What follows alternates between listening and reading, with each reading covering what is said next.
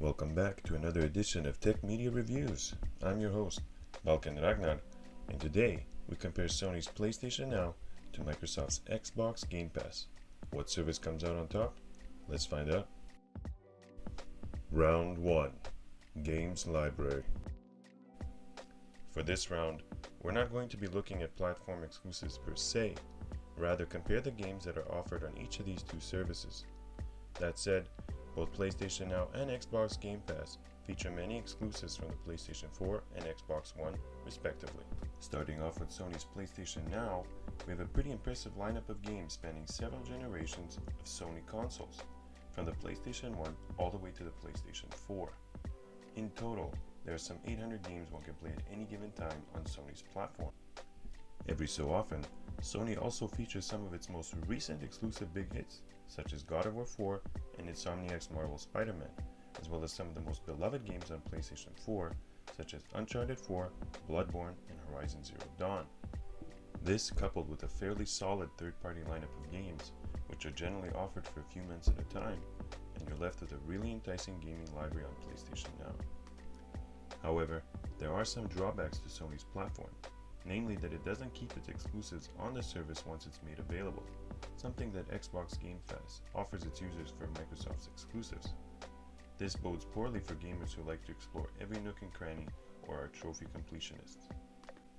Barring these shortcomings, however, Sony's PlayStation Now offers its gamers an exceptional gaming library.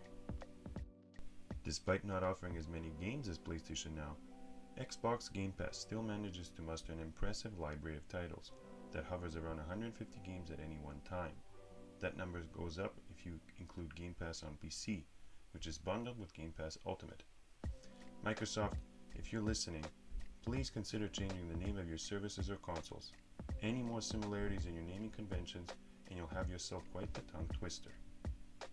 Getting back to games, Xbox Game Pass spans 3 console generations: the original Xbox, the Xbox 360, and the Xbox One family of consoles. If you're subscribed to Xbox Game Pass, you also get access to Xbox Live Gold, which in itself offers an additional free 4 games every month. Arguably the most impressive feature of Game Pass, however, is the fact that subscribers get permanent access to most of Microsoft's exclusives. This includes Xbox staples such as Halo, Gears of War, Forza Horizon, Sea of Thieves, and Sunset Overdrive, as well as lesser-known titles such as Ori and the Blind Forest, Rise Son of Rome, State of Decay 2, and Quantum Break. Most vitally, since early 2018, Microsoft has effectively initiated a policy in which all Xbox exclusive titles are available at launch on Game Pass, truly ushering in the era of Netflix for games, at least within the Xbox ecosystem. As was alluded to previously, this development is in stark contrast to what Sony is offering with its PS Now service. Moreover, although PlayStation Now is no slouch in terms of what games it has to offer, it seems as if Xbox Game Pass consistently has numerous AAA titles on tap for prolonged periods of time. At the time of recording, this includes The Witcher 3: The Wild Hunt, Red Dead Redemption 2, NBA 2K20, Nier Automata, PES 2020, and Monster Hunter World, as well as AA hits such as Rocket League and PUBG. Xbox Game Pass also enables you to buy these games for a reduced price if you want to hold on to it forever.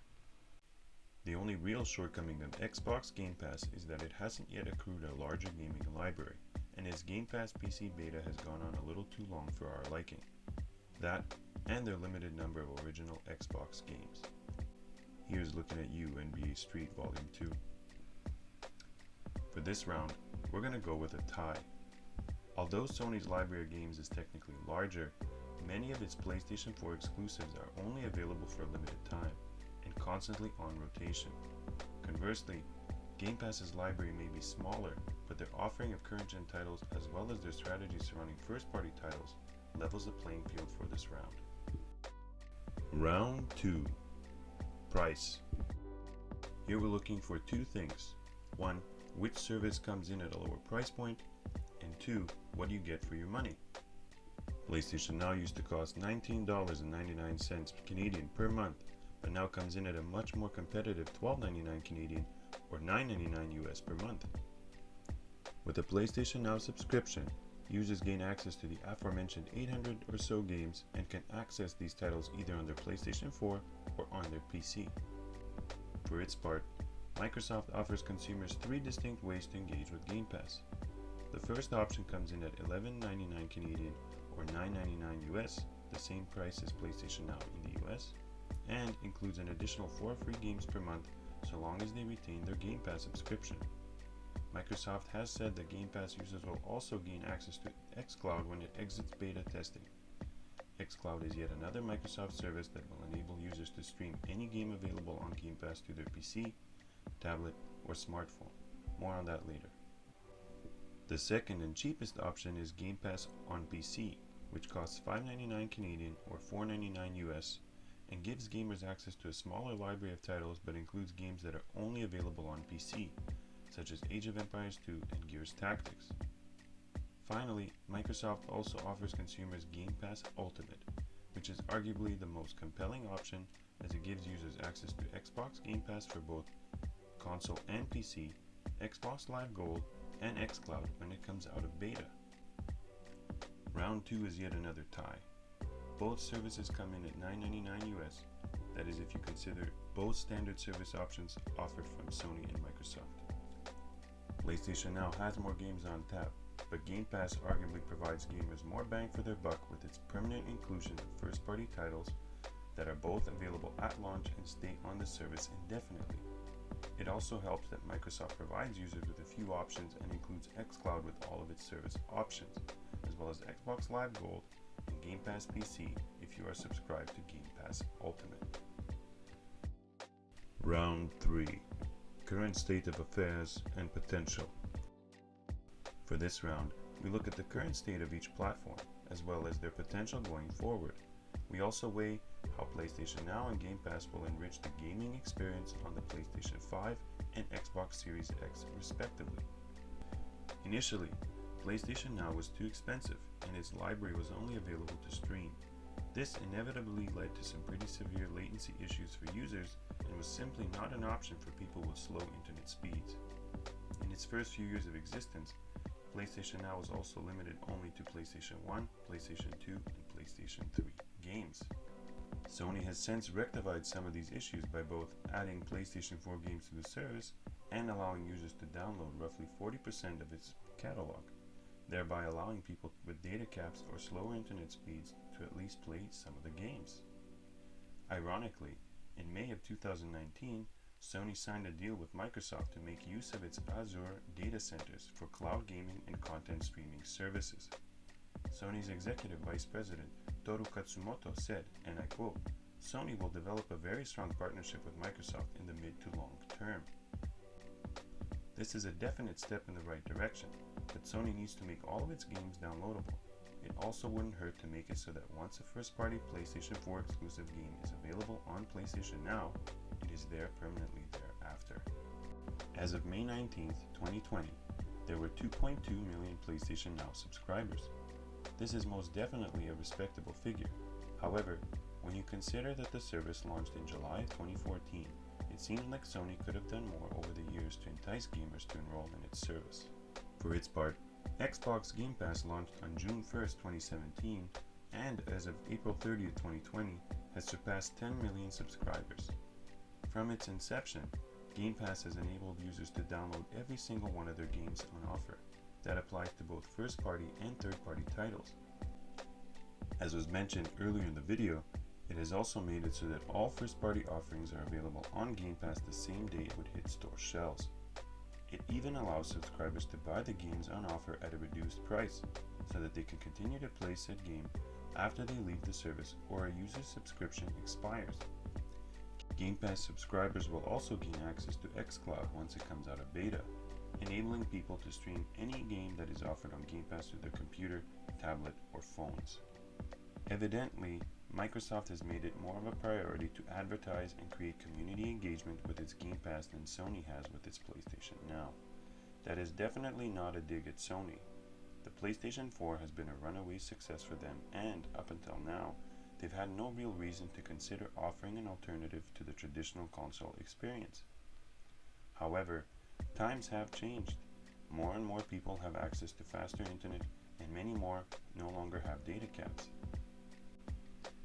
With respect to streaming and digital gaming platforms, Microsoft seems poised to not only remain relevant, but to be the market leader, while also firmly keeping its foot in the console space with the Series X. Speaking of next-gen consoles, this is where both of these services really show their full potential. With a few notable exceptions, the transition from one console generation to the next meant consumers had to leave their entire gaming library behind when moving over to the newer consoles.